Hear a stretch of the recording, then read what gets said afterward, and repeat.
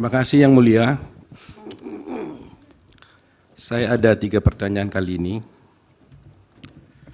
Kepada saudara saksi ahli, terus terang memang persoalan yang sangat serius di dalam persidangan ini adalah ada beberapa hal, terutama tentang kewenangan daripada Mahkamah Konstitusi.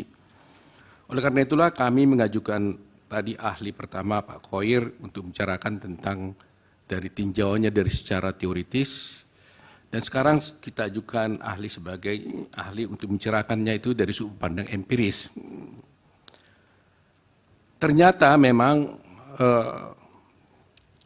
tujuan hukum yang disampaikan oleh Gustav Raffruch tentang kepastian hukum, tentang keadilan dan kemanfaatan itu sampai sekarang masih tetap bergejolak dan tidak pernah secara bulat mencapai titik temu, sehingga harus diambil sikap-sikap tertentu untuk hal itu dalam prakteknya.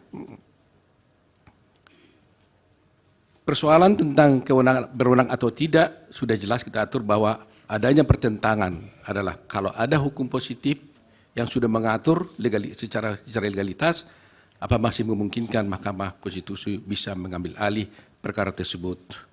Sementara dalam perkara-perkara yang dulu seperti TSM, sebelum adanya Undang-Undang Pemilu yang 2017, Mahkamah Konstitusi telah mengambil suatu terobosan tentang TSM karena pada waktu itu belum ada undang-undang yang mengatur tentang TSM itu sendiri. Dan akhirnya sekarang TSM itu sudah diatur dan dimasukkan di dalam ketentuan daripada Undang-Undang tahun 2017. Nah, dengan diaturnya ini, saya ingin meminta pendapat dari ahli, dari sudut empiris. Apakah atau bisa nggak ahli jelaskan atau tunjukkan di dalam persidangan ini aturan yang mengatur bahwa sebenarnya memang Mahkamah Konstitusi tidak bisa memperluas kewenangannya sendiri. Karena konotasi secara teoritis tadi sudah dijelaskan ahli itu tidak dimungkinkan. Tapi saya mau melihat adakah yang pernah secara empiris ahli melihat bahwa dia tidak bisa memperluas kewenangan itu sendiri dalam mengadili perkara yang seperti ini. Itu yang pertama. Yang kedua, terjadi juga suatu pemikiran-pemikiran termasuk juga yang didalilkan oleh dari pihak pemohon tentang soal PJ. Seakan-akan bahwa penunjukan PJ-PJ ini dibuat sedemikian rupa untuk tujuan tertentu, yaitu dan dianggap dan ada menuduh itu nepotisme. Bahkan ada yang mengatakan bahwa kalau seorang PJ itu ditunjuk oleh presiden, yang notabene sebenarnya penunjukannya itu adalah diajukan oleh menteri bersama-sama dengan DPR, diajukan kepada DPR, kepada presiden.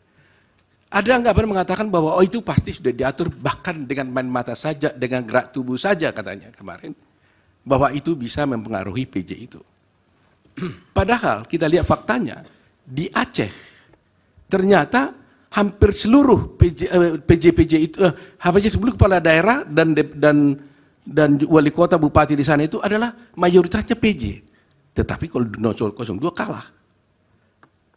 Dipersingkat. Ya, jadi pertanyaan saya adalah, menurut ahli, apakah ini ada semacam nepotisme sebenarnya dalam hal kaitan seperti ini karena presiden yang menunjuk daripada PJ ini? Itu yang kedua. Yang ketiga, yang terakhir, masih tetap menjadi persoalan tentang apa yang dikatakan apakah pilkada dan pilpres ini merupakan 2 rezim yang berbeda. Anda tadi mengatakan itu berbeda. Tapi kami belum mendapatkan analisa yang juridis atau yang pasti kenapa sebenarnya ada perbedaan menurut ahli bahwa pilkada dan pilpres itu adalah memang 2 rezim yang berbeda. Terima kasih Yang Mulia. Baik. Dilanjut. Terima kasih Yang Mulia. Saudara ahli, kalau kita membaca bab 6 dan bab 7b Undang-Undang Dasar 45, memang ada kualifikasi yang berbeda. Bab 6 itu tentang pemerintahan daerah dan bab 7b itu tentang pemilihan umum. Pilkada itu sebenarnya ditarik dari ketentuan pasal 18 yang termuat di dalam bab 6. Undang-Undang Dasar 45 tentang pemerintahan daerah. Kalau kita melihat pasal 22E dan 45 itu nampaknya pembentuk Undang-Undang Dasar menghendaki bahwa pemilihan umum itu limitatif, hanya untuk memilih anggota DPR, DPRD, Presiden, Wakil Presiden, dan DPD. Sehingga saya bisa memahami pemikiran saudara ahli bahwa rejim pilkada tidak bisa disamakan dengan rejim pemilu. Nah, dalam konteks ini, kalau memang sudah terdapat perbedaan kedua rejim yang pilkada dengan pemilu ini, apakah relevan menyamakan misalnya satu poin saja dalam pilkada yang terjadi dalam berbagai putusan Mahkamah Konstitusi tentang diskualifikasi pasangan calon. Diskualifikasi calon seperti kasus Bovendigul misalnya. Sementara sampai saat ini belum pernah Mahkamah Konstitusi mendiskualifikasi pasangan calon presiden dan wakil presiden, tapi itu dimohon oleh kedua pemohon dalam perkara ini. Menurut pendapat ahli, apakah diskualifikasi dalam pilkada itu dapat begitu saja diterapkan untuk pemilihan umum presiden dan wakil presiden? Tolong dijelaskan argumentasi yang dapat saudara kemukakan. Yang kedua terkait dengan penjabat-penjabat kepala daerah ini. Tadi dikemukakan peraturan Menteri Dalam Negeri nomor 4 tahun 2003 yang menjadi dasar tentang tata cara penunjukan penjabat-penjabat kepala daerah yang ketika dimunculkan nampaknya tidak banyak perdebatan, tapi sekarang jadi perdebatan.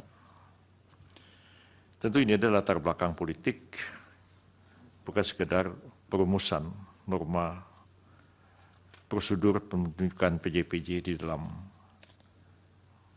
Peraturan Mendagri nomor 4 tahun 2023 itu. Menurut pendapat saudara ahli, apakah memang dengan rumusan-rumusan yang ada di dalam Permendagri nomor 4 tahun 2023 itu memang dimungkinkan atau membuka peluang bagi presiden untuk menggunakan ketentuan-ketentuan itu untuk kepentingan politiknya sendiri, seperti misalnya anggapan bahwa Permendagri nomor 4 2003 itu dapat digunakan oleh presiden dalam menunjuk pejabat-pejabat kepala daerah yang bersimpati atau dapat memberikan dukungan bahkan lebih jauh akan memenangkan pasangan calon presiden nomor urut 2 Prabowo Subianto dan Gibran Rakabuming Raka. Mohon dijelaskan saudara ahli. Dari pemohon nomor 1. Terima kasih Yang Mulia. Pertanyaan pertama buat teman saya Haji Margarito Kamis. Oh belum haji? Dia aja tuh. Tapi yang jelas hari ini hari Kamis, ya kan? Karena itu menyala beliau. Pertanyaan pertama adalah, tadi beliau mengatakan soal risalah, ya, risalah Undang-Undang Dasar 1945, proses amandemen, yang beliau katakan bahwa kalau kita lihat risalah, itu beda antara pemilihan umum dan pilkada. Tadi begitu ya, kurang lebih ada Selamat Effendi Yusuf dan lain sebagainya. Ini ada risalah, ini ada putusan MK. Putusan terakhir tentunya yang kita acu. Putusan tahun 2022 nomor 85. Kalau ada dua hal itu, kita tahu kan itu short untuk interpretasi konstitusi. Kalau ada risalah yang Anda yakini, dan kemudian ada putusan, mana yang akan Anda acu kalau Anda kemudian harus menafsirkan sebuah ketentuan? Itu satu. Yang berikutnya adalah Anda mengatakan bahwa tidak ada ketentuan lain di dalam undang-undang pilkada itu soal penentuan penjabat. Pokoknya presiden bisa menggunakan implied power-nya untuk menunjuk siapapun yang dia mau. Begitu ya? Kurang lebih. Pertanyaan saya, apakah soal penjabat ini eksis juga ketentuan pasal 18 yang mengatakan gubernur, bupati, wali kota dipilih secara demokratis. Ya, kalau demokratis kan tidak bisa sembarangan. Apakah eksis juga? Yang kedua, apakah tidak eksis juga, tidak eksis yang namanya tata kelola pemerintahan yang baik, good governance dan clean government dalam penunjukan setiap penjabat. Di situ kan ada juga prinsip-prinsip transparansi, terbuka dan lain sebagainya. Kemudian, bagaimana kalau seandainya ada perintah dari Mahkamah Konstitusi dalam putusan nomor 15 PUU 2022 ya, dan 67 2021 meminta pemerintah membuat peraturan pelaksanaan Undang-Undang Pilkada yang transparan, akuntabel dan demokratis terkait juga dengan pembentukan atau pemilihan penjabat-penjabat tersebut. Apakah putusan tersebut diabaikan saja karena saya punya implied power sebagai Presiden Republik Indonesia? Itu pertanyaan saya, Pak yang belum haji, Saudara Margarito Kamis. Terima kasih. Dari yang lain cukup.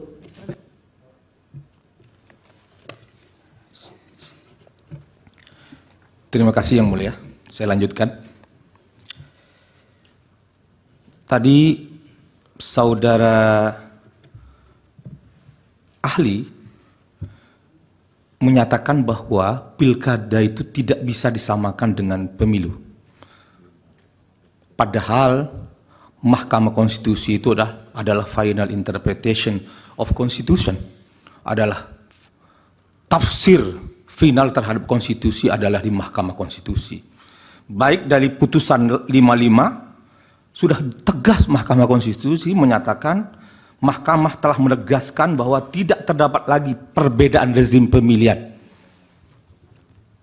Dalam perkara 85 pun ditegaskan bahwa tafsir atas UUD 45 yang tidak lagi membedakan antara pemilihan umum nasional dan pemilihan kepala daerah itu secara tegas. Kenapa masih ada perbedaan dengan tafsir yang sudah final dari Mahkamah Konstitusi?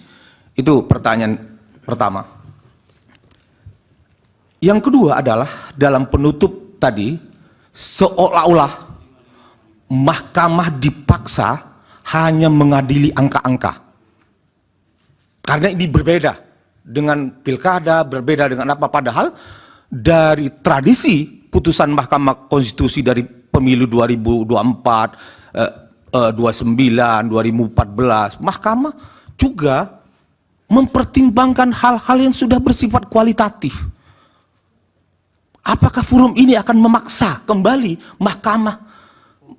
Apakah ahli memaksa Mahkamah untuk kembali kepada Mahkamah kalkulator?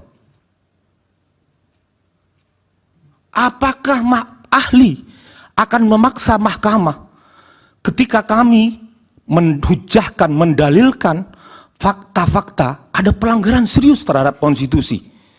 Pelanggaran serius mana telah sungguh-sungguh merobek dan mengancam runtuhnya demokrasi konstitusional kita. Yang Mulia, saya ini adalah pelaku 98. Pertanyaannya Pak Wakil. Pertanyaannya adalah banyak penyimpangan hari ini terhadap spirit reformasi di depan mata adalah terjadinya mobilisasi struktur kekuasaan dari tentara, polisi. Pertanyaannya apa ini? Pertanyaan adalah apakah Mahkamah Konstitusi dibiarkan ada pelanggaran yang amat serius terhadap konstitusi, ancaman terhadap demokrasi konstitusional kita?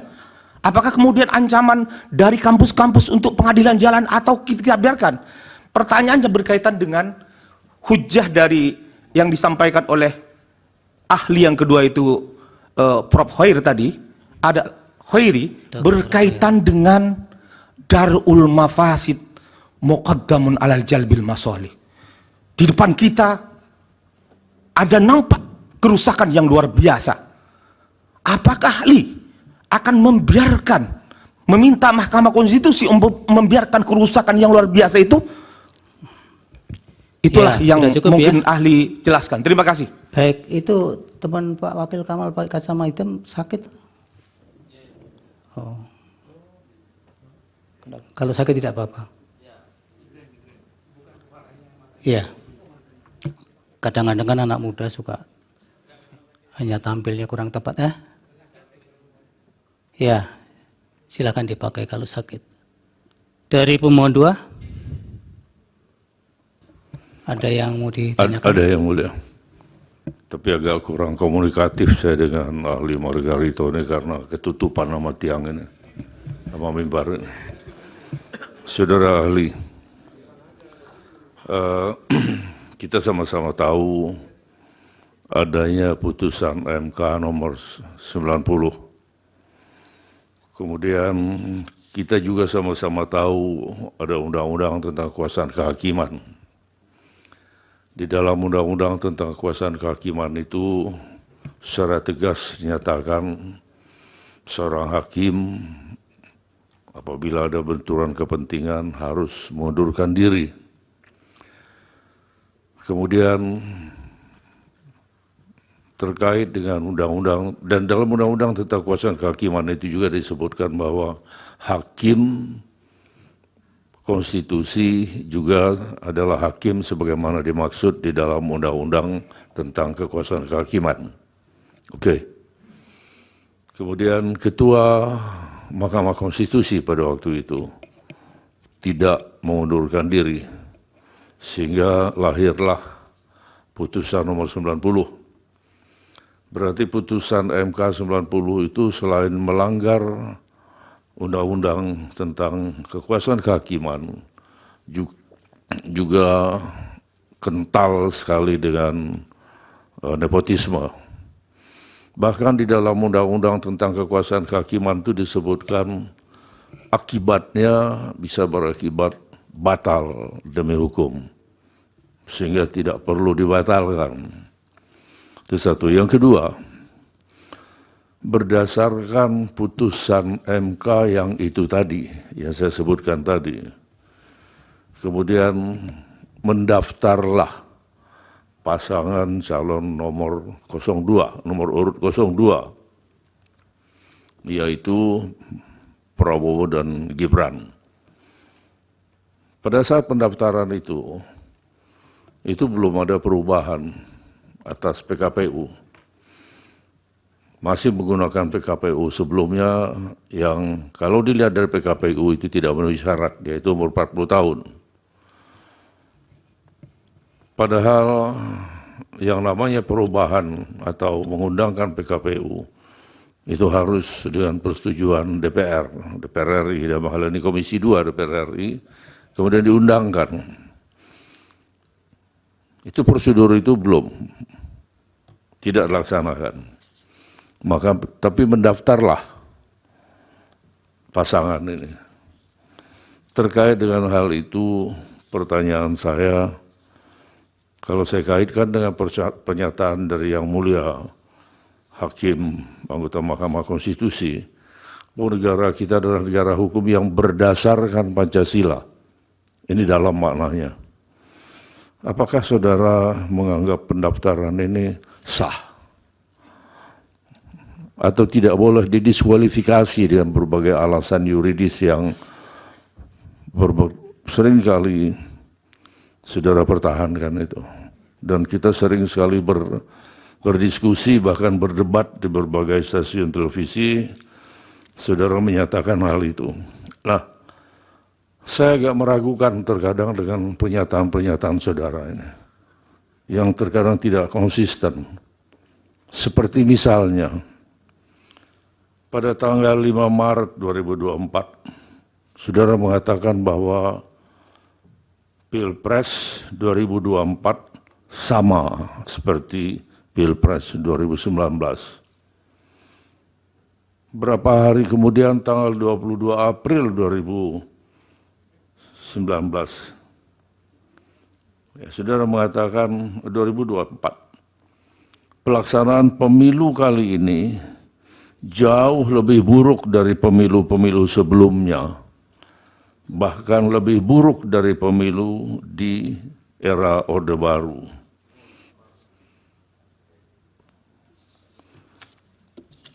Ini salah satu pernyataan-pernyataan saudara yang sering bertolak belakang ya. Tanggalnya tadi Pak Hendri. Kemudian Tanggalnya agak pertanyaannya, 22 April 2024 atau Maret yang terakhir. tanggalnya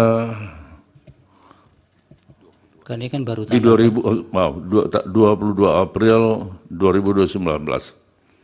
Baik. Dia mengatakan bahwa pertama di Maret 2024 mengatakan Pilpres 2024 sama dengan Pilpres 2019. Sama seperti itu. Tapi di 2019 dia mengatakan bahwa pelaksanaan pemilu kali ini jauh lebih buruk dari pemilu sebelumnya. Bahkan lebih buruk dari pemilu di era Orde Baru. Artinya, kalau kita lihat di sini, bahwa pemilu sekarang ini masih jauh lebih buruk. Iya. Iya. Pak. Oke. Lanjutkan. Tadi hanya salah penyebutan tahunnya. Baik, saya lanjutkan.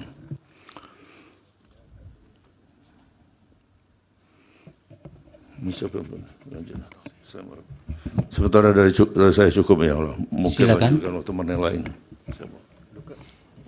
Izin melanjutkan yang mulia. Silakan. Ya, saudara ahli, kita tahu di dalam pasal 286 Undang-Undang Pemilu itu mengatur tentang permasalahan pelanggaran yang bersifat terstruktur, sistematif, dan masif (TSM). Nah, di situ disebutkan bahwa pasangan calon anggota DPR, DPD, DPRD provinsi, DPRD kabupaten kota, pelaksana kampanye dan atau tim kampanye dilarang menjanjikan dan atau memberikan uang atau materi lainnya untuk mempengaruhi penyelenggara pemilu atau pemilih. Nah, jika ya, di dalam kenyataannya dilakukan oleh yang tidak termasuk di dalam pasal ini gitu, misalnya presiden atau menteri gitu ya memberikan materi katakanlah bansos gitu. Nah, apakah bisa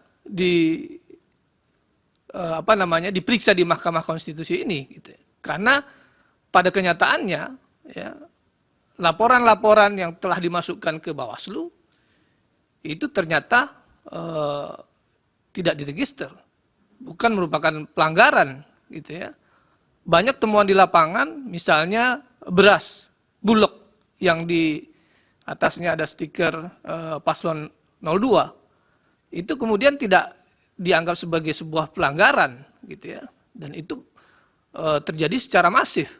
Ya. Bagaimana mengatasi itu gitu? Ya, apakah ini ada kekosongan hukum? Ya. Merujuk pada putusan MK nomor 57 PHPU 56 Romawi tahun 2008 mengatakan menurut Undang-Undang Dasar 1945 peradilan harus menganut secara seimbang asas keadilan, asas kepastian hukum, dan asas manfaat sehingga mahkamah tidak dapat dipasung hanya oleh bunyi undang-undang melainkan juga harus menggali rasa keadilan dengan tetap berpedoman pada makna substantif undang-undang itu sendiri. Nah, bagaimana menurut ahli? Apakah MK bisa menerima atau memutus permasalahan seperti ini? Terima kasih Yang Mulia. Dari KPU, dari Bawaslu tidak. Ngantuk ya Pak Ketua itu? Ada, silakan. Saudara ahli, dalam konteks historis, perbedaan tentang pilkada apakah masuk dalam rejim pemilu atau tidak, ini bergulir secara dinamis ya. Pada mulanya memang Mahkamah Konstitusi menyatakan bahwa pilkada bukanlah pemilu, melainkan berada dalam rejim pemilihan yang dipilihnya secara demokratis. Akibatnya terdapat perbedaan regulasi yang mengatur antara pilkada dan pemilu. Sebagai pijakan bagi penyelenggara pemilu termasuk oleh Bawaslu yang tertuang lebih lanjut dalam peraturan Bawaslu. Namun dalam perjalanan terdapat putusan Mahkamah Konstitusi yang menyatakan bahwa pilkada merupakan rejim pemilu. Nah, dalam konteks ini, apakah Bawaslu sebagai lembaga yang mengawasi penyelenggara pilkada 2024 dapat menggunakan regulasi yang mengatur pemilu, bahkan undang-undang pemilu untuk menyelesaikan berbagai persoalan yang terjadi dalam pilkada. Nanti mohon ahli bisa pencerahannya dalam konteks perspektif historis yang tadi saya sampaikan. Demikian. Baik, dari Hakim yang mulia Pak Arsul. Terima kasih yang mulia Pak Ketua. Terima kasih Pak Dr. Margarito Kamis, sahabat saya ini, partner in crime. Gitu ya. Buat saya ikhtilafu umati rahmat. Perbedaan pendapat di antara kita itu rahmat, bukan laknat. Karena itu saya menghormati pendapat yang tadi disampaikan oleh Pak Dr. Margarito. Tetapi saya melihat memang konsistensi itu menjadi amat penting bagi seorang ahli. Nah, dalam konteks ini, kalau tadi ahli Pak Margarito itu mengkritisi MK, kalau tidak menerapkan secara tekstual apa adanya, apa yang menjadi kewenangan MK ya dalam undang-undang pemilu, ya. Tetapi saya melihat hal yang sebaliknya ketika Pak Margarito juga mengkritisi putusan-putusan MK terkait dengan sengketa pilkada tahun 2020. Ketika MK menerapkan ya apa adanya pasal 158 Undang-Undang Pilkada. Ya. Yang itu kemudian ini bisa dibaca saya kira di berbagai media ya. Ya, ini yang saya ambil yang dikutip oleh Antara. MK menerapkan terkait dengan mana yang bisa diajukan tentang perbedaan yang 2% itu suara. Ya. Itu dianggap oleh Pak Margarito bahwa, ya, ini saya bacakan saja ya, apa yang terkutip. MK hanya pakai pasal 158 doang. Akhirnya begitu, seperti kemarin itu, berguguran semua, hari ini pun akan keguguran lagi. Akhirnya kecurangan tidak terdeteksi. Margarito pun mengingatkan MK untuk kembali ke hitohnya sebagai benteng terakhir para pencari keadilan dengan mengesampingkan pasal 158 itu. Harus dikesampingkan. Menurut saya sebetulnya tanpa perlu revisi pun MK atas nama keadilan berhak meninggalkan pasal itu. Nah, saya mohon klarifikasi ini perbedaan posisi yang diambil antara ketika mengkritisi putusan pilkada dengan mengkritisi putusan MK yang terkait dengan pemilu, supaya clear bagi mahkamah agar keterangan ahli itu bisa punya nilai yang lebih kuat untuk dipertimbangkan. Terima kasih Pak Ketua. Pak Barep. Ya, ini saya memang hari ini ditugasi untuk banyak bicara oleh Pak Ketua. Bobong ketemu para ahli. Saya senang sekali ketemu Pak Margarito yang sering juga jadi ahli di mahkamah. Tapi ini kebetulan hari Kamis, mesti pendapatnya bagus. Mohon maaf Pak Margarito. Begini, jadi ada putusan mahkamah yang mengatakan bahwa tidak ada perbedaan lagi antara pemilihan umum, rezim pemilihan umum dengan rezim pilkada. Itu satu. Kemudian yang kedua, putusan mahkamah itu sebetulnya, kebetulan saya ikut memutus perkara itu. Ya. Nah, dalam putusan itu, kita sebetulnya sudah melakukan penafsiran, baik penafsiran secara sistematis, penafsiran secara gramatikal, penafsiran secara historis, dan sebagainya. Kita sudah melakukan upaya-upaya penafsiran yang komprehensif. Akhirnya menemukan rumusan konklusi yang demikian. Tapi saya terima kasih, rumusan yang konklusi yang demikian itu dikatakan tidak valid. Nah, kemudian begini, saya akan mengajukan pertanyaan. Kita Mahkamah sudah mempertimbangkan, salah satunya adalah pembicaraan yang terjadi di MPR pada waktu mengubah konstitusi. Baik original intent atau melalui penafsiran yang lain. Nah, sekarang yang digunakan oleh Pak Margarito untuk menegasikan putusan Mahkamah Konstitusi itu menggunakan penafsiran original intent yang mengutip pendapatnya sahabat saya, almarhum Pak Slamet Effendi Yusuf. Nah, kalau menurut saya, apakah sekarang berdasarkan penafsiran-penafsiran itu kita sudah memutuskan dan mengkonklusikan begitu. Tapi kemudian sekarang kita diajak kembali untuk ke arah original intent pendapat Mas Slamet Effendi Yusuf. Nah, ini gimana?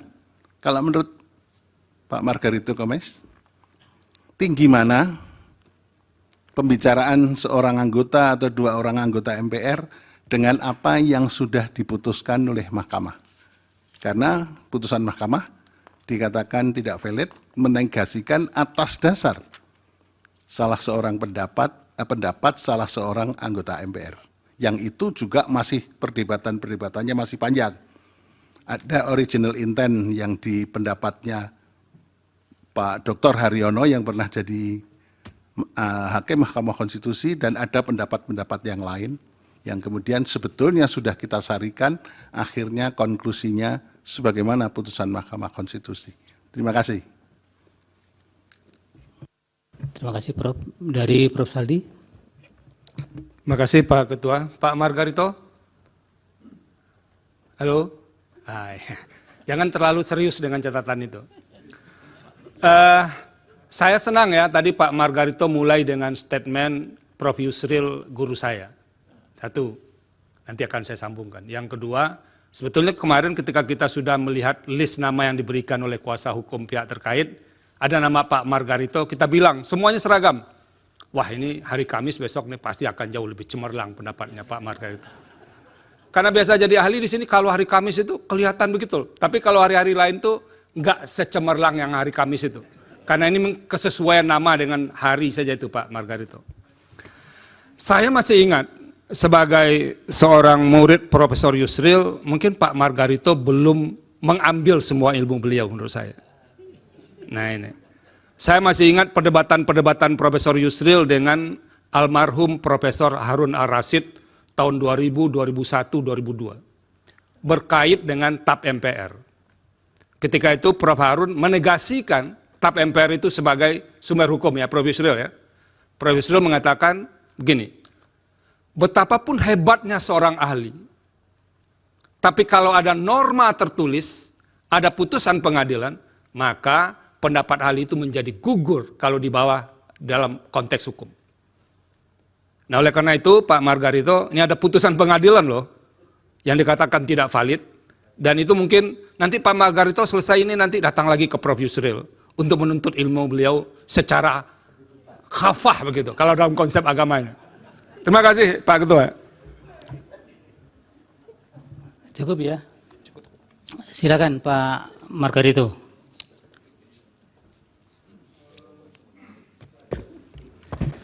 Saya akan mulai dengan pertanyaan dari pihak terkait. Pak Oto, saya mulai dari situ ya.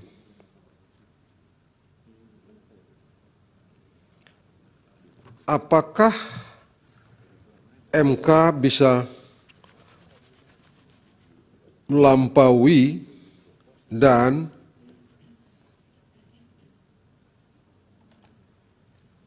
kewenangan yang sudah diatur oleh Bawaslu, bisa sudah diatur dalam apakah kewenangan-kewenangan yang telah dibagi kepada, termasuk kepada Bawaslu, bisa diperluas oleh Mahkamah Konstitusi dalam kasus Akuo.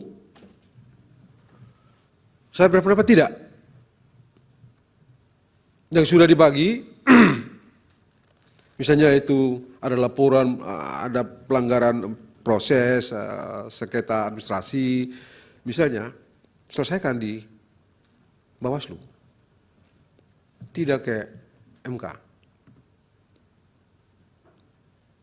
Intinya, yang sudah ditegaskan, sebut saja, sengketa proses, itu wewenangnya Bawaslu, selesaikan Bawaslu. Apa konsekuensinya kalau sudah tahu itu sengketa tidak dilaporkan atau tidak diajukan sengketanya ke Bawaslu? Saya berpendapat orang yang merasa dirugikan itu melepaskan haknya, tunduk dan terikat pada seluruh konsekuensi hukum yang timbul dari akibat melepaskan hak itu. Begitu yang mulia. Satu.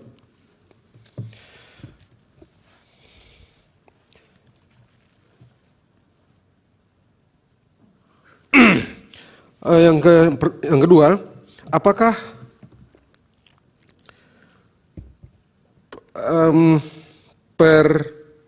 pengangkatan penjabat-penjabat gubernur, bupati, dan wali kota itu dimaksudkan untuk memenangkan,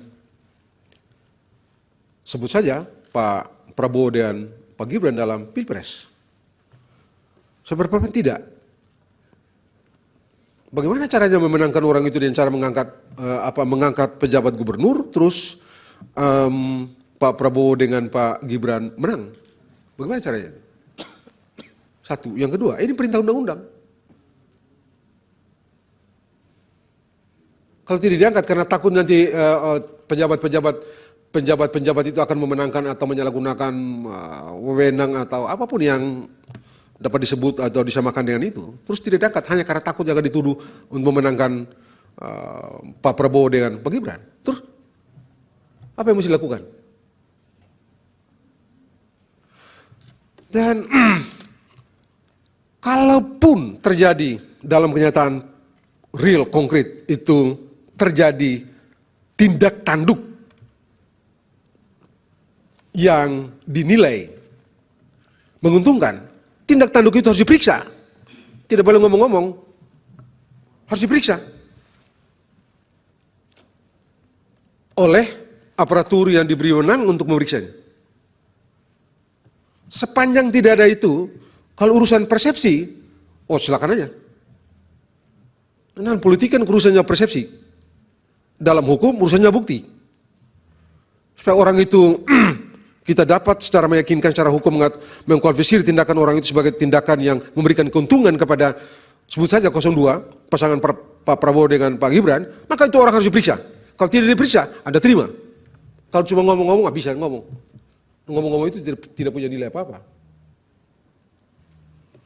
Jadi, sekali lagi, apalagi misalnya, ada kenyataan empirik, sebagaimana disebutkan oleh Pak Oto tadi,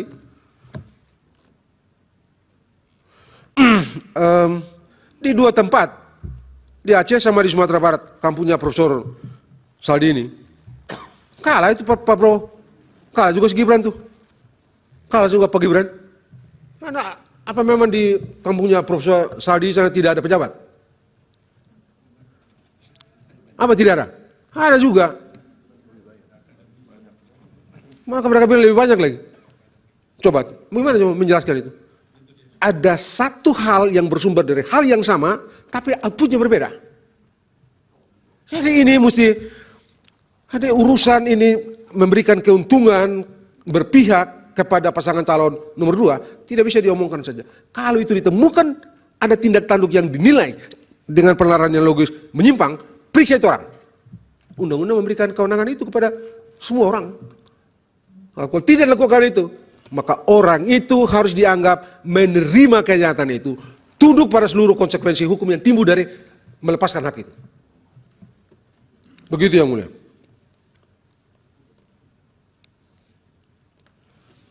Yang ketiga,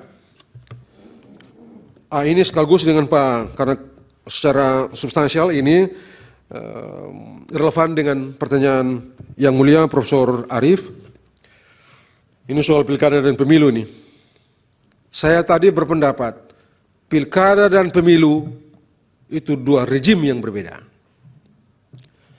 Sejauh yang saya mengerti, Prof. Arief, hukum dalam setiap perkara adanya di amar, bukan pertimbangan. Suka atau tidak, senang atau tidak, hukum dalam setiap perkara amar, bukan pertimbangan. Pertimbangan fundasi amar, bukan amar. Jadi, ya itu pendapat. Sejauh yang saya baca, pendapat penyamaan pilkada dan pilpres itu dipertimbangkan. Sama dengan seolah-olah ditafsir orang di luar, perintah mahkamah kepada presiden untuk bentuk peraturan pemerintah.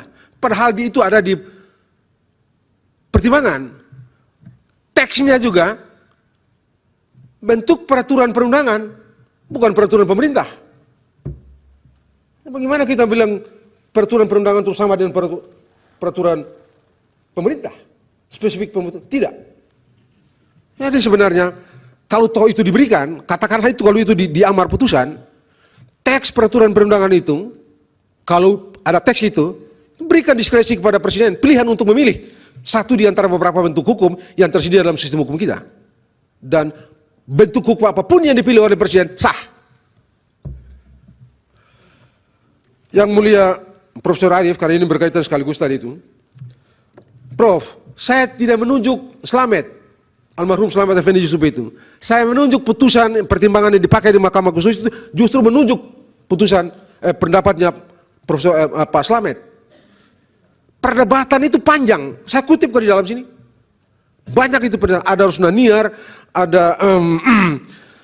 ada Rusnaniar, ada beberapa orang. Banyak perdebatan itu. Kalau itu ditelusuri seluruhnya, itu pun cuma di perdebatan di pasal 22E itu melahirkan pasal 22E. Padahal soal itu juga dibicarakan dalam pasal 24E yang melahirkan pasal 24C. Jadi kalau menyimpulkan kewenangan Mahkamah Konstitusi mengadili pemilu hanya dengan menunjuk pada pemilu, perdebatan mengenai pemilu, bagi saya tidak valid. Dengan segala hormat saya pada yang mulia Profesor Arief, tidak valid. Dari segi cara menarik kesimpulan, keliru. Premis mayor dan premis minornya tidak tepat. Begitu yang mulia. Jadi sekali lagi, pilkada dan pemilu itu dua hal yang berbeda. Tidak bisa disamakan. Karena tidak bisa disamakan, hal-hal yang urusan pilkada, pilkada aja. Jangan gabung dengan pilpres. Jangan mahkamah ini ambil hal-hal pilkada itu putuskan pakai dasar untuk putus pilpres ini. Salah.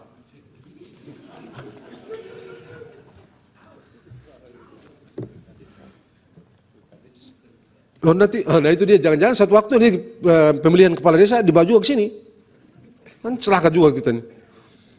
Dan itu apa? Saya supaya mahkamah ini betul-betul top.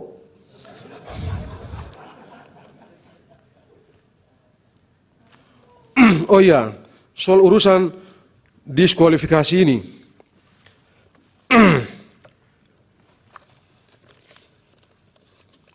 Apakah mahkamah ini bisa mendiskualifikasi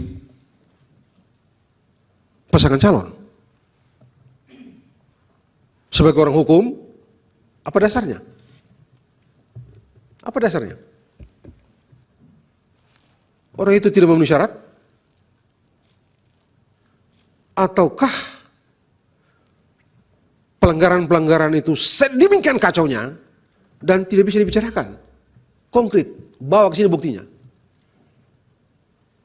Saya tahu di pilkada, di beberapa pilkada saya jadi ahli, memang sempat diperiksa itu. Beberapa hal yang sebenarnya masuk dalam proses diperiksa di sini, tapi itu konkret. Saya tidak usah sebut yang spesifik.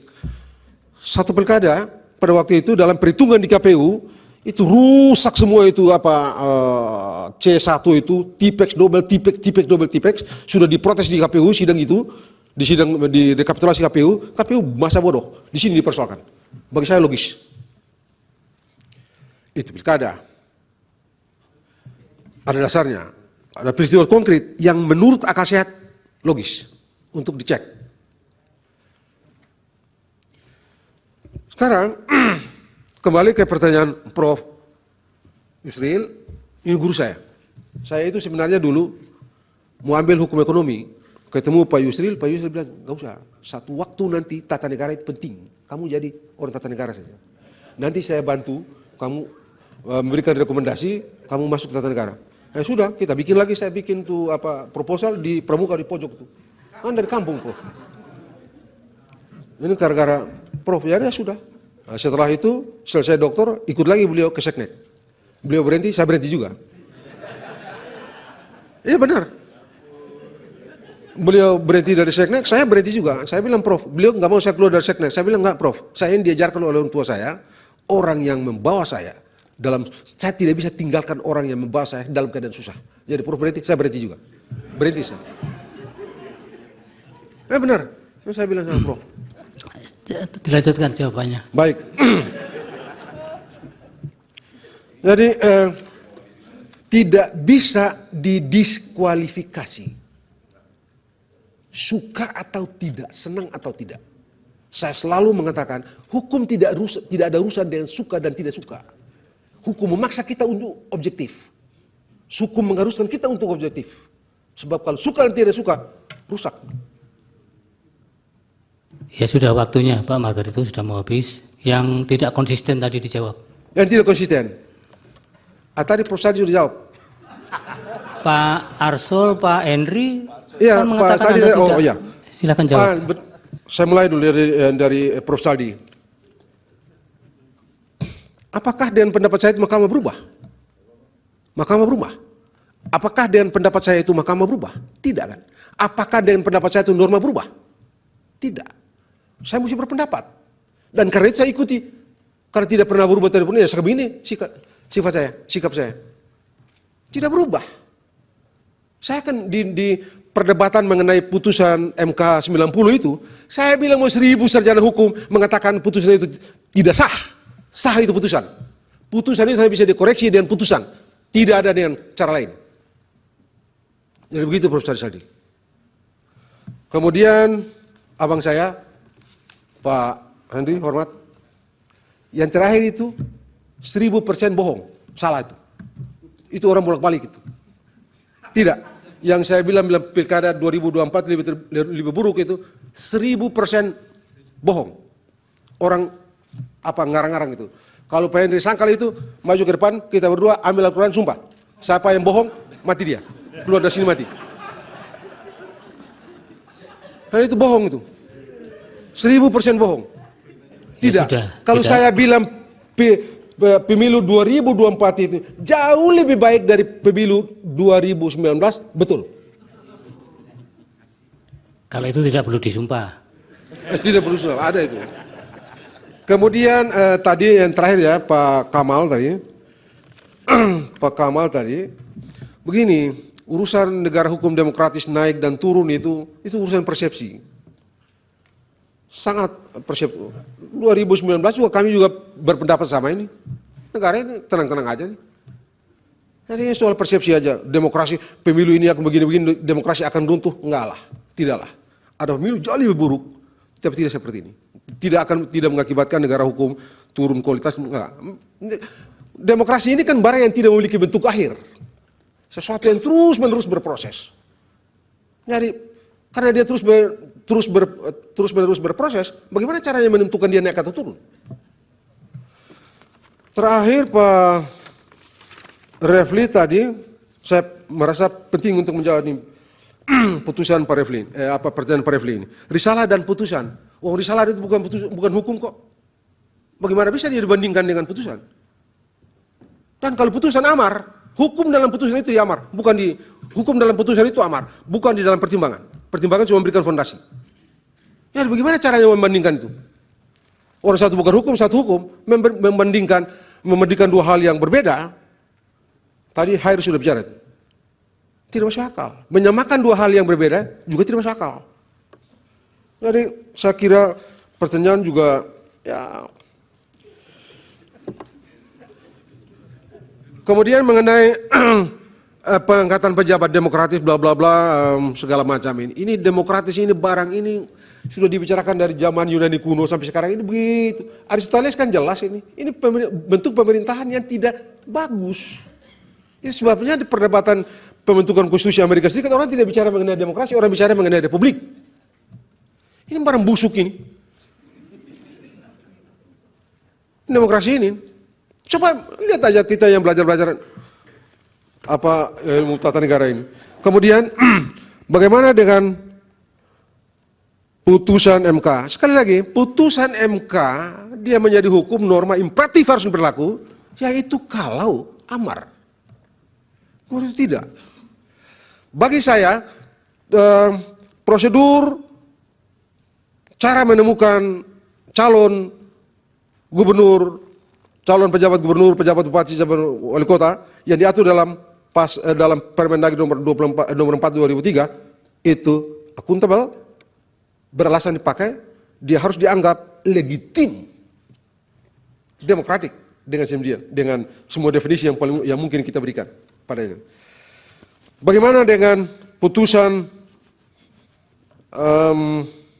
Saya kira sudah semua Bang Kamil Kamal, saya kira tidak ada yang tidak ada yang terlalu ini. Oh, terakhir, saya kira penting untuk tadi satu pertanyaan tadi Pak Henry tadi soal putusan nomor 90 yang begini. Saya mau singkat aja nih. Kalau mau sederhana, ada atau tidak ada PKPU yang mengatur syarat itu, tetap saja ada syarat. Mengapa? Karena syarat itu diatur dalam Undang-Undang 7/2017. Dan dalam ilmu hukum, saya cukup percaya, Bapak-Bapak yakin, dan Bapak-Bapak tahu, kalau dasar hukumnya berubah. Syarat itu diatur dalam pasal 169. Pasal itulah yang diuji di sini. Dan diberi tafsir berbeda. Hukumnya berubah, dasarnya berubah. Hukumnya berubah. Kalau Tanya bilang itu belum bikin PKPU dan segala macam, terus pendaftaran Pak Gibran, pasangan Prabowo Gibran itu tidak sah. Banyak sekali yang tidak sah di Republik ini, Pak. Banyak sekali. Mahkamah Konstitusi ini 2 hari menjelang putusan, menjelang coblos pada waktu 2009, bikin putusan pakai KTP kan, Pak Rusani, berubah putusan, KPU ubah tuh putusan? Tidak. Pak Yusril dulu uji undang-undang imigrasi, turun selesai, beres, sah. Bang Magdir uji undang-undang soal sumber daya yang lain, yang diputus ini langsung berlaku kok. Tidak ada. Jadi sudah, kan Pak. yang paling pokok begini, di undang-undang dasarnya berubah, hukumnya berubah, dasar hukumnya berubah, pendaftaran sah. Kenapa tidak disengketakan? Sudah kalah baru ribut. Sudah ya, Kan nggak waktunya fair sudah habis, juga. Pak Nah, saya kira Magarito. itu. Jadi Satu lagi yang mulia, saya punya jawab. Yang mulia, tadi pertanyaan dari Yang Mulia Hakim Arsul Sani belum jawab berkaitan dengan konsistensi ahli. Oh iya. Ya, penting saya kira untuk dijawab itu. sudah tadi. Kan tadi Sudah jawab tadi, oleh Pak. siapa? Jawab oleh Prof. Sali tadi itu. Saya punya yang mulia. Yang Udah. dari pemohon 2 yang 286. kedua tadi, coba diulang lagi supaya cepat, singkat saja. Ya, adanya kekosongan hukum di perkara TSM itu. Tidak, Yang saya tidak pelakunya- menganggap ada kekosongan hukum. Sama sekali Ya. tidak menganggap ada kekosongan hukum. Baik, karena ahli itu kadang-kadang kalau tidak yakin melipir-melipir ditinggal itu. Nah, Yang digas itu yang betul-betul dia kuasai itu. Itu ahli di mana-mana begitu. Ah, ini Pak Toyo juga ini.